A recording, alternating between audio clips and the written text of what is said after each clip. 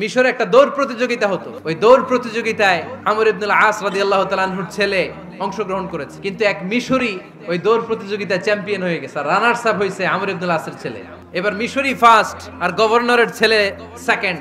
রাগের চোটে আমর ইবনুল আসের ছেলে ওই মিশরির মাথার মধ্যে কয়েকটা বাড়ি মেরে। মিশরি বলে, আমার মারলা কেন? তুমি খেলায় পারো না, আমারে মারলা কেন?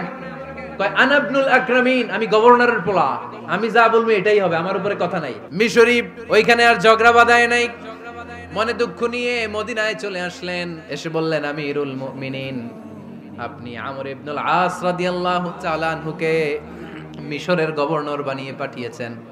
একটা প্রতিযোগিতায় আমি চ্যাম্পিয়ন হয়েছি, ওনার ছেলে হয়েছে রানার আপ। কেন সে চ্যাম্পিয়ন হতে পারে নাই? এই কারণে আমার মাথায় লাঠি দিয়ে 3টা বাড়ি মেরে। বিচারটা দিছে কার দরবারে? কথা বুঝেন নাই বোধহয়, ওমর ফারুকের দরবার। ওমর ফারুক বললেন, তাই আগামী বছরের অমুক তারিখ আমি সব গভর্নরদেরকে ডেকে হিসাব নেই, তো ওই দিন তুই থাকবি, পারবি না?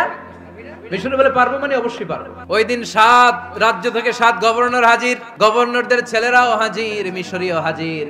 7 গভর্নরের কাছ থেকে 7 এলাকার খোঁজ খবর নেয়ার পরে ওমরে ফারুক বললেন, আইনাল মিসরি, মিশরি লোকটা কই, এদিকে আয়। মিশরি সামনে আসার পরে বলল, আমর ইবনুল আস, তুমি মিশরের গভর্নর, তোমার ছেলে সহ তুমি আসো। আমর ইবনুল আস এসে সামনে বসে রইলেন। এবার বললেন, ও আমর ইবনুল আসের ছেলে, তুমি নাকি ইবনুল আকরামিন গভর্নরের ছেলে, তুমি যা বলবা মিশরে নাকি তাই হবে, তোমার নাকি অনেক দাপট।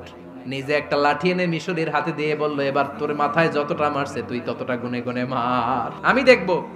আমর ইবনুল আস দেখবে, আমর ইবনুল আসের ছেলেরে তুই এখানে মার। সে বলতেছে, থাক, আপনি বলছেন এতেই যথেষ্ট, মারা